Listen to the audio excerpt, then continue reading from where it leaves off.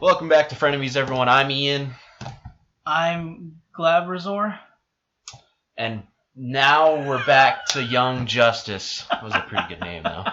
That was pretty good. Well, Glabrazor. Whoa. What happened last time, Jacob? My notes were Super Saiyan Wally and Megan almost put the entire team in a coma. Dude, last episode was insane, wasn't it? It gave me a heart attack, man. It was so stressful. I was so glad that you were stressful. Fully catch. Like you were what's the word? Suspicious. But then that kind of went away for a second. You were McGann, where you're like, it just all went away. I was suspicious, but because I didn't realize that Sean was in on it. Jean. I didn't realize that Jean was in on the trying to get into the training simulator. So I was so confused whenever he just popped back up in a different area. I was just like. Also, I think what happened basically with McGann when Artemis died, you just completely forgot about your suspicions. You're like, no! She reacted way too real. You were like, Wally, do something. You just forgot everything when Artemis died. I really wanted Wally to just he was pretty go above and beyond his abilities. I mean, to be him and Robin, they went out. They did, and Robin was stoic as hell. And the thing is awesome. He didn't know. Yeah. In that moment, he did not know if he was going to actually die or not. He was that he didn't know, but it was more so. We're going. We have to do this. It was more so like there's a very high possibility that we're gonna die. There's very like. But what I mean is he was so gone because of that was like true. Mm-hmm. Prepared for death. It was awesome, but at the same time, it's a little heartbreaking. It's a little sad to think about that he's 13 here. He's 13, not 14? He's 13. 13 years old, and he has accepted death. That's a childhood. Now, Justice. We're back home. Uh-oh. What's she making? They do not look good. Wow. Yeah, it carried, dude. Yeah, man. Oh my gosh. They all died. Yeah, they died. But it wasn't real. Come on, guys. What we seek is on world. Let us. The new Genosphere is on Earth. Then we shall take her back. The forever people will not be denied. Wait, sphere? No. New Genosphere. See, sphere! Out of the way!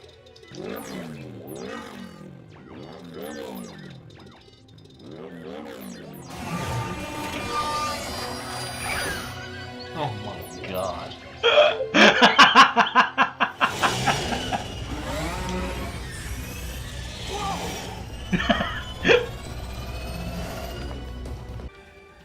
We're finally getting Sphere's backstory.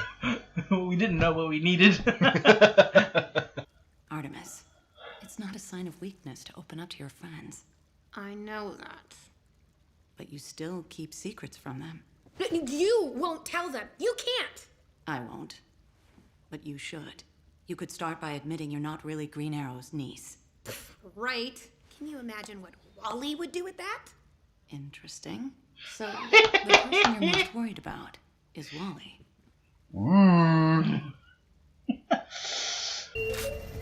Forever people, stand down. This one did not steal the new Genosphere. He saved it from the real thieves. Apologies. Forever people embrace you as a friend, ally, and worthy warrior. You're kidding, right? I was the general, but behaved like a soldier and sacrificed myself. Artemis is too raw and untrusting. Kid Flash too rash and impulsive. Miss Martian remains too eager to please. Superboy carries too much anger. Making Robin the logical choice. But he is so young. Kaldur, you're all young. I cannot shift this burden to him. Not yet. It's a heist. Come on, partners. Let's ride in there, guns a-blazing, and round up them outlaws. He's watched a lot of Earth Westerns. No. There's a time to go in strong, and a time to go in smart. It is your world, Superboy. Mom? What are you doing here? Mom! Mom, get down! It's not safe.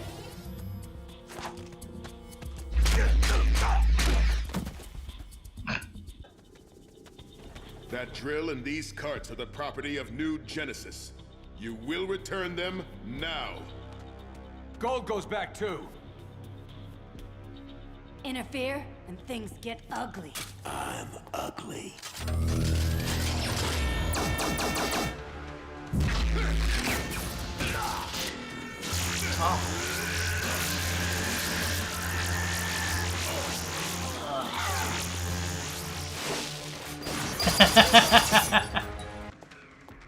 These weapons aren't from New Genesis. They are of the enemy. What enemy? The enemy. The gods of anti-life. These weapons are of Apocalypse. Coming back to the gods. In a sense. So you really have no interest in confronting your extreme reaction to Artemis's death?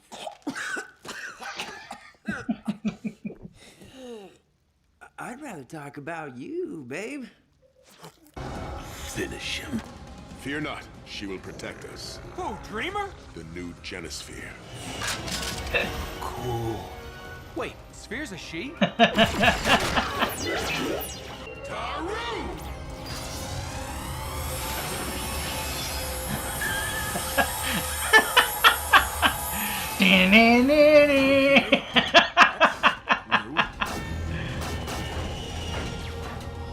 Huh? Yeah.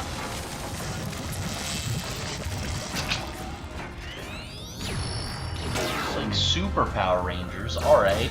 Super. Yeah. Yep.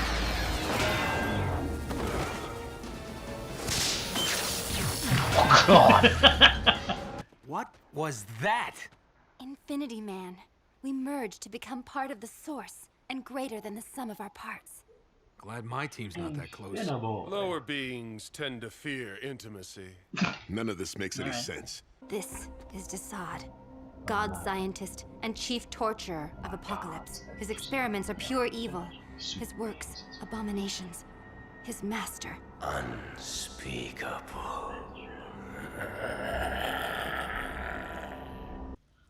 I finally become leader and wind up sending all of my friends to their deaths. I know I did what I had to, but I hated it. When we started this team, I was desperate to be in charge. Not anymore. And that's not even the worst of it. I always wanted, expected, to grow up and become him. And the hero bit, I'm still all in. But that thing inside of him, the thing that drives him to sacrifice everything for the sake of his mission, that's not me. I don't want to be the Batman anymore.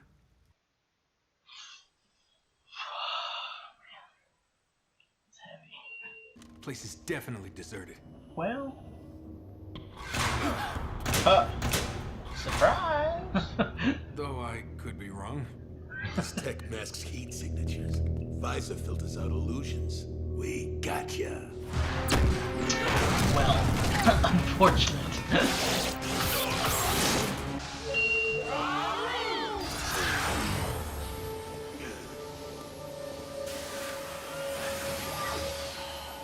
Now, mortal, deliver the father box. But they have the father box.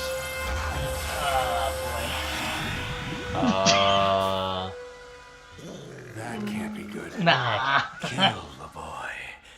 And his little dog, too. Oh no. Well. For your help. Oh my God. Good, girl. We'll take him down together. Can't really blame you. Yeah. You've turned white. No! Oh, you meant Caucasian. Yeah, I'm fine being Megan, but I can't be trusted to use my other powers. McGann, you're Martian. Not using your natural abilities is like me refusing to speak. Which, by the way, I tried for a while, after my very first canary cry nearly deafened my entire first grade class. So I get how you feel. But not being yourself is never the answer and won't make your feelings of guilt go away. There's rain, remember? Nah. Oh dear. Oh my. Batman? Oh no. Buddy. Oh.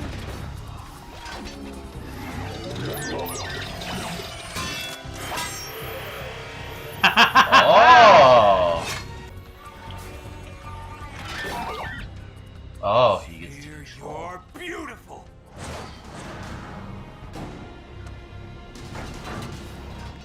Yes.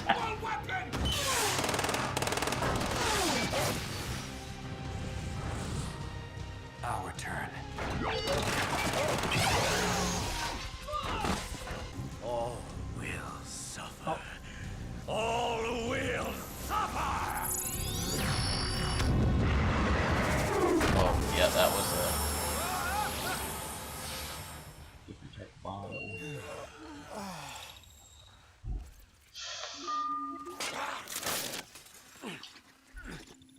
She's hurt. The damage may be beyond repair, but Motherbots will try. We thank you for your help, Superboy, but we must take the new Genosphere home now. No. No way. Why should we leave her with you? To us, she lives. To you, she's merely technology. No, it's not like that. Then what is it like? We bonded, okay? In fact, it is. You may keep her.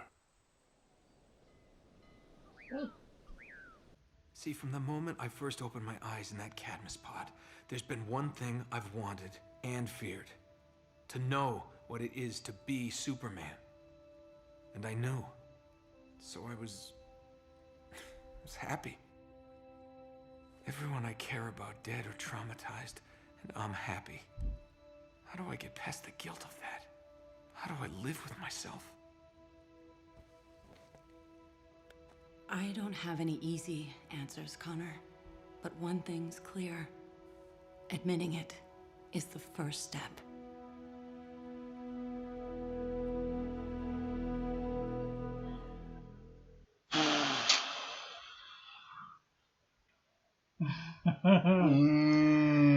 I wouldn't expect that episode again, would ya? I didn't even write any notes. I love that. Like last episode, you hardly wrote any. This one, you didn't write any at all. I didn't write anything. You and I are completely different. I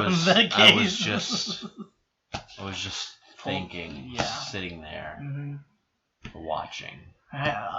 Go on. Would you like to start then? What was like? I'm assuming it was like just multiple things that kind of. Well, okay, so there was a few really good things and things that like really stood out to me as like future prospects that I'm excited for.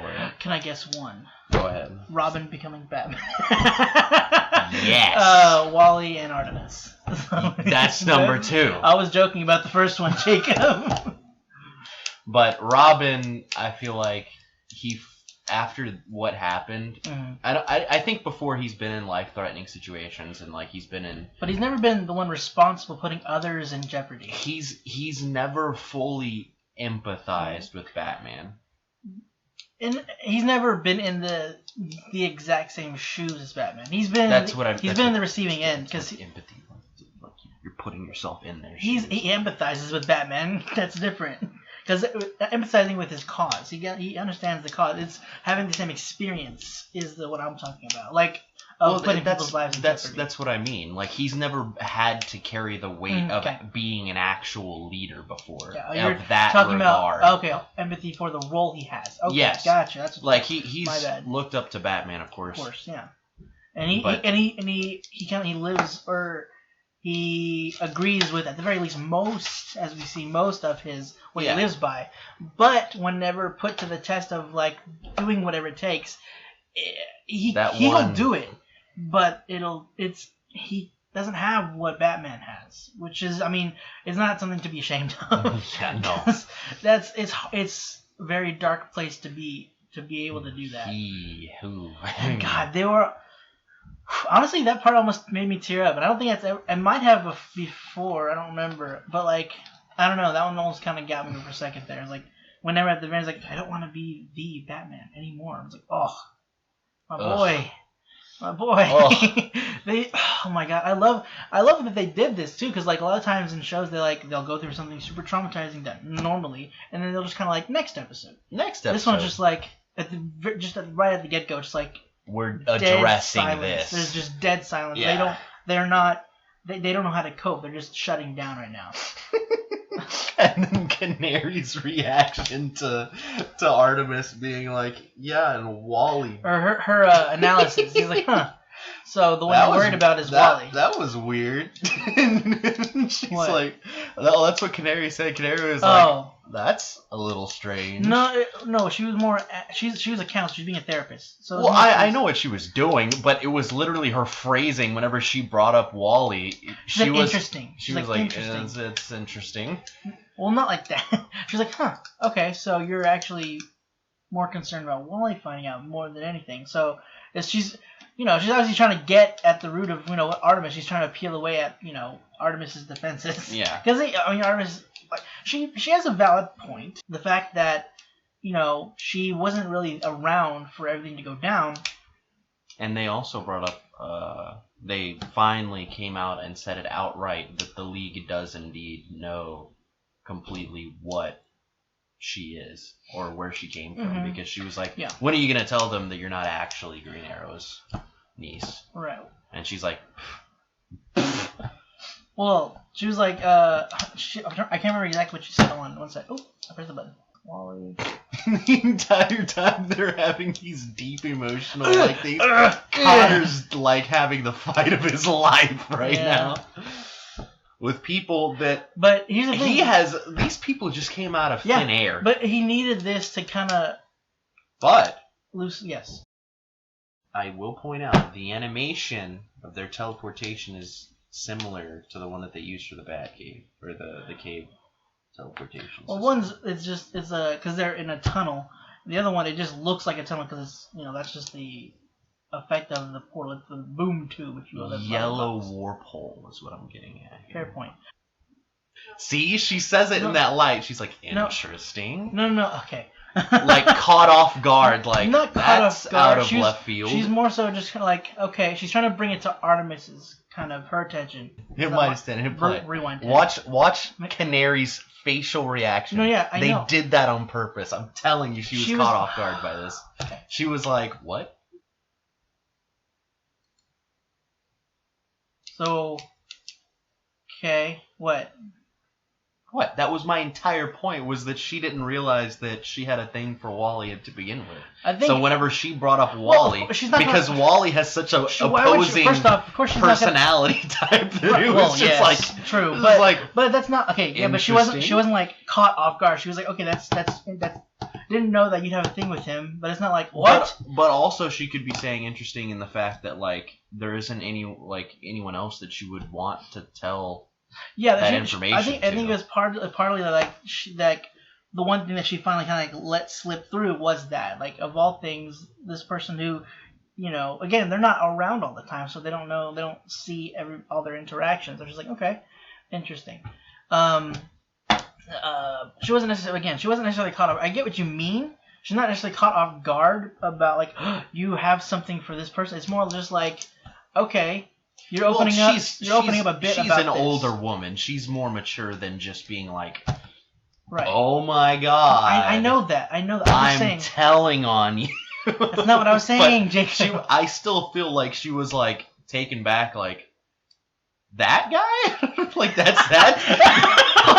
Like out of all the guys that, like, you're afraid of, this huge secret that you have that you don't want, like, Batman to find out, or like Robin, or all these, like, key figures in the League.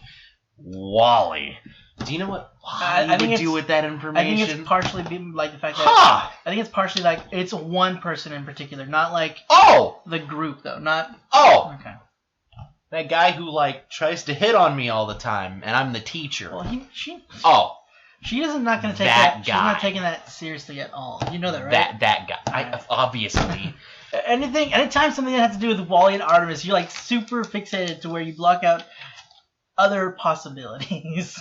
Well, no, because I still brought up the idea that it's like, because I can say that someone feels a certain way, right. but that could mean they have a wide range of emotions from a certain aspect of what they're doing. So when I say she was caught off guard, I didn't mean that was like her entire basis of saying interesting. I'm just saying that's like... Okay, gotcha. I guess. A piece of her reaction. Yeah. All right. I'm just saying that she's not like him like that. I don't think she's like that though. Is all I'm gonna go. There's part of me that wants to believe her internal dialogue. It's just like this. You could do better. I mean, I'm sure she sees Connor's him as pretty cool. Well, I'm pretty sure. Cool. I'm pretty sure she knows that her and Connor are a thing. Yeah. So, anyway, another thing.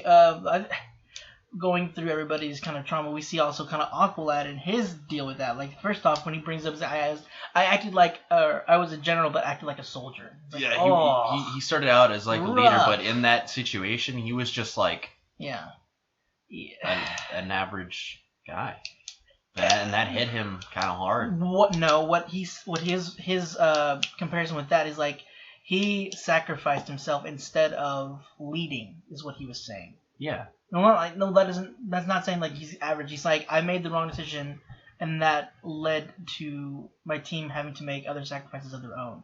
Like, I wasn't there to lead, and that kind of made him question his leadership more than anything, and that made him go down a line. And I felt so bad. He's like, he's like, I when he got to Robin, he's like, he's still a little kid. I can't put that on him. Like, with this weight that I have right now, that's making me want to quit. And then on the flip side, Robin's like, I did my job, but I don't like it. Yeah. I don't like it. Oh, man, rough. Oh, we're in a predicament. These kids, because I feel like Robin is going to end up doing it anyways. What's funny is that we and not in the other superhero shows where we see kids or teenagers being superheroes, we don't ever see them going through the traumatic events of everything or like dealing with it. And it's just like, it's really sobering, I suppose, seeing them actually having to deal with it and seeing that it's putting them on pause and even bringing them to almost essentially change their whole original path. Yeah. It's like, I'm gonna do this when I reach this point. And I was like, I'm not gonna do that actually. I don't think I will. And really, I mean, the cartoons and the shows that actually bring that style of writing in are the ones that are memorable. Like in Avatar, Zuko changed his entire path whenever his uncle died. His uncle passed away, and he's just like, what? We don't know. Iroh? Yeah, Iroh died. Are you talking about in Avatar, like in the show, or talking about Korra?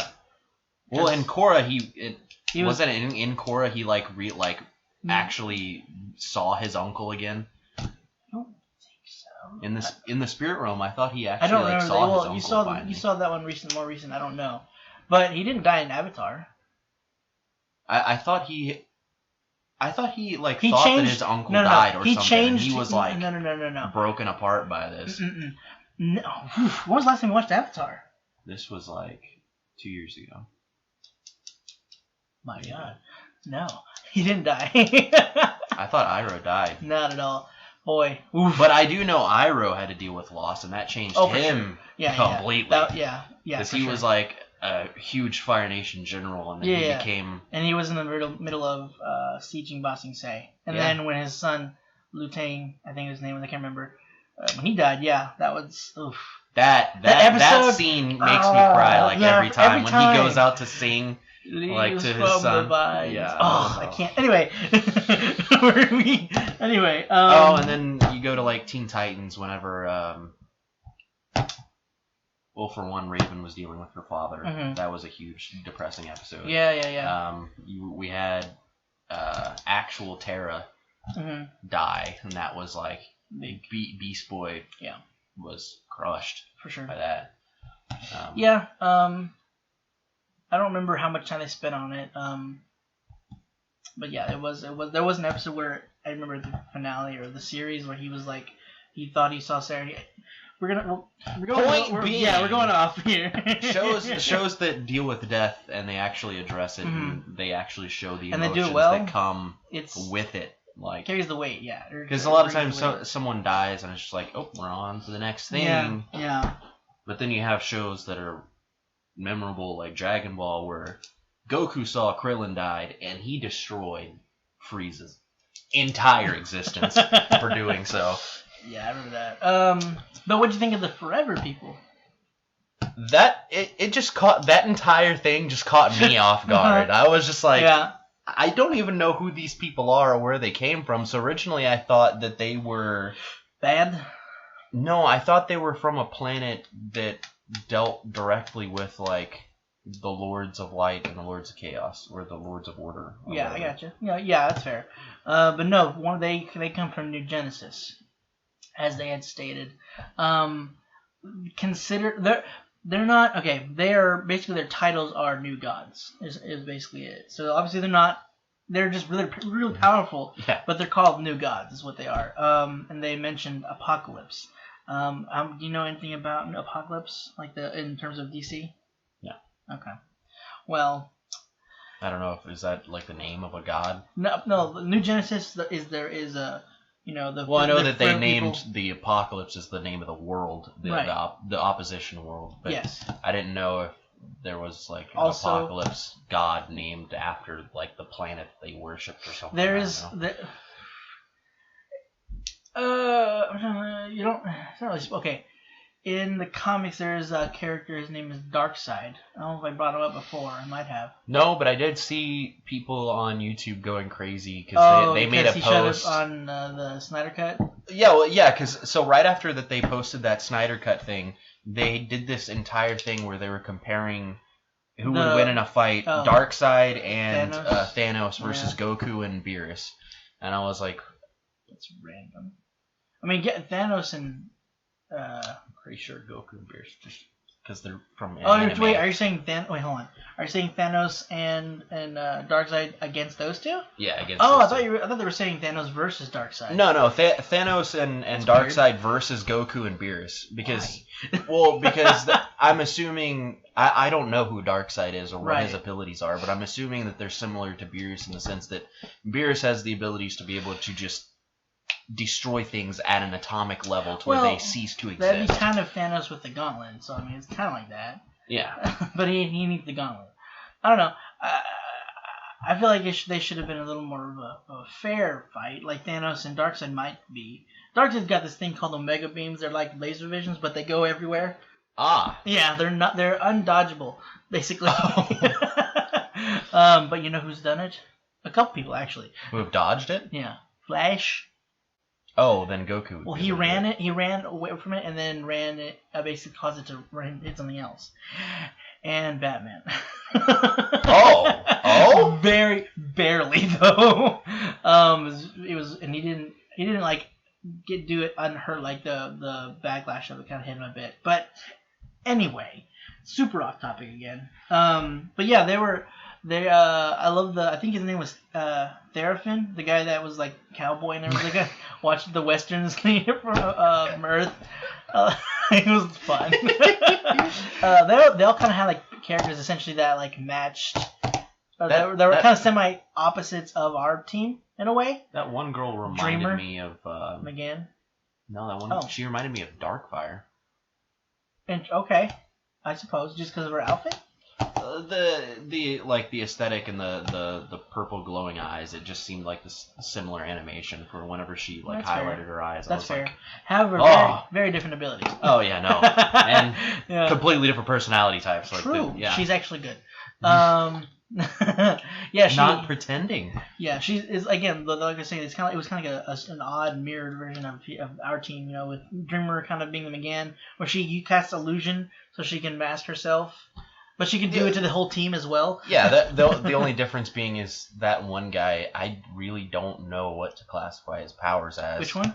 Where he literally can just bend or control Metal? matter. We're talking about the guy that had the boss, the leader. Yeah. He was just metal. He was. Oh, it was so magnetism. it was just like I'm assuming there was some form of like rocks that had minerals in the ground, so he was able to bend the earth.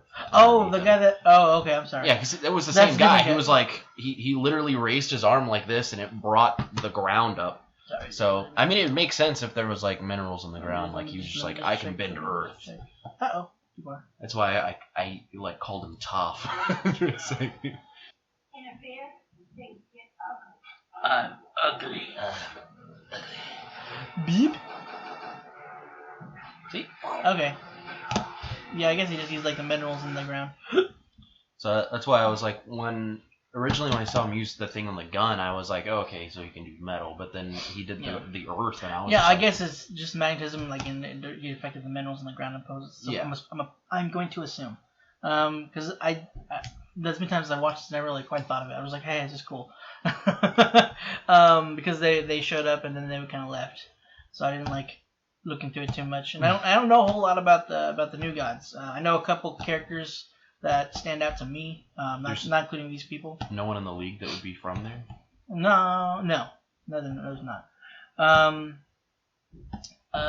What's it? There's Bear, who's kind of like Connor. Yeah.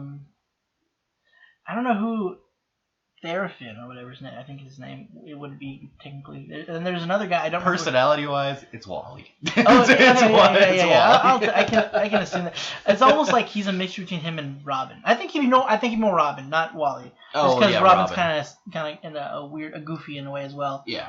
At least he was. No, he's moody Robin. No. No, but his parents have died. Well, they're not. And he's taken over the Bat Cave.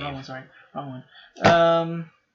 So you've met the father and mother boxes. Those are.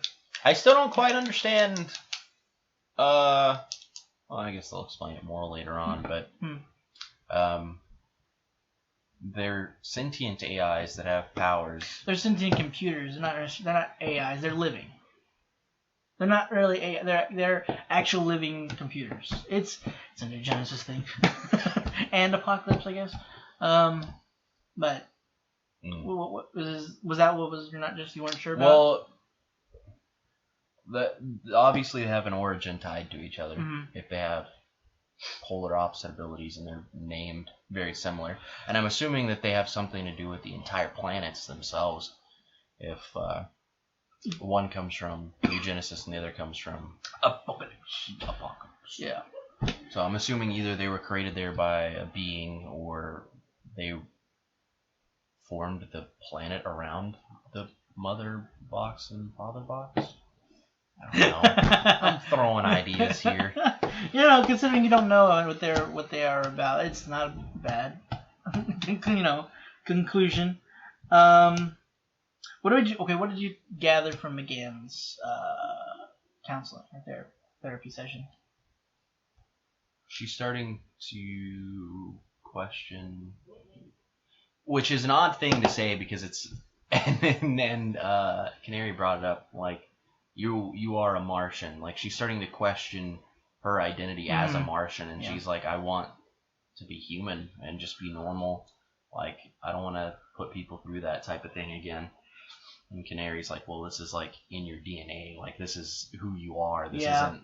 Because she even brought up points like I went through a similar thing whenever I first accidentally used my cry, and almost deafened her entire first grade class. Yeah, that's gotta be traumatizing as a young when you don't even know. All of a sudden, this power just shows up, and you accidentally almost bleed the kid's ears around you. He just died. But yeah, and also we kind of saw McGann kind of freak out a bit whenever she mentioned that her skin changed. Whenever Canary said that she had mentioned that she had changed during the session. Yeah, she was like confused, and I'm curious as to why she thought like, oh, I'm actually white. Like, she said, oh, you're white now, and she was like confused and like shocked. I don't know if that means something different for a Martian. Were there white Martians, like straight, like pure white Martians? They mentioned that in the which one was it? It was the Target or the one where Lex first showed up and he's talking to the whole assassination thing's going on. Oh, okay, yeah. On the other side, when Connor and McGann were at school, they were talking about the Malaysia people and Connor was like, "Why are they fighting? They're all humans." And then McGann kind of brought up on Mars. It's the same thing with green and white Martians. Oh, okay. So she was concerned that she turned into a white Martian. That's something interesting to look into later on. Yeah, could have been something traumatic that happened, probably. Oh man, Connor's was like almost like the deepest in a way. Like it's like they're all I don't know. It was the one off-putting almost or yeah, surprising. It caught me off guard because I had never thought about that when I thought about like trauma. Or thinking the opposite thinking to Superman having that type of personality of like he's not necessarily human, so it makes sense if like he had issues dealing with like trauma in that sense, like Superman, especially early on, that like he couldn't feel certain things like that. The thing is with Superman, he was Clark was raised by two humans and in my opinion, some of the best parents in comic history. So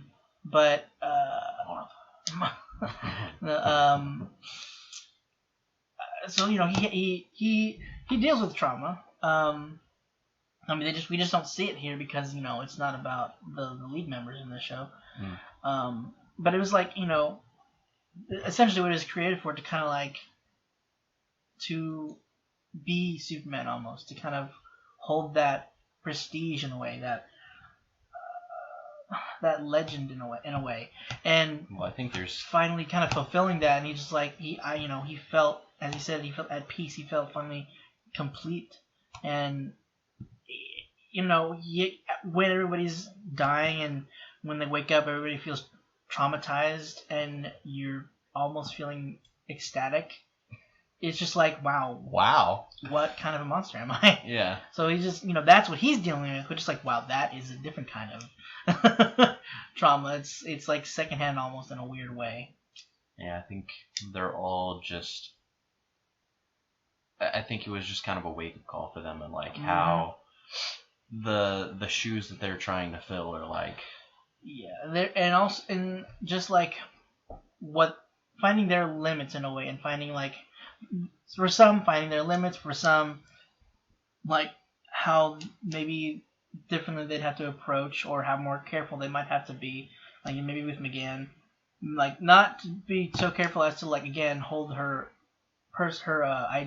identity, just concealed entirely. But like just be careful, be cautious of your abilities. But yeah, it was a rough episode for them. Like last episode was rough. Like it was so bad that it had so many deep lingering effects. So I just thought this was a really good follow up episode.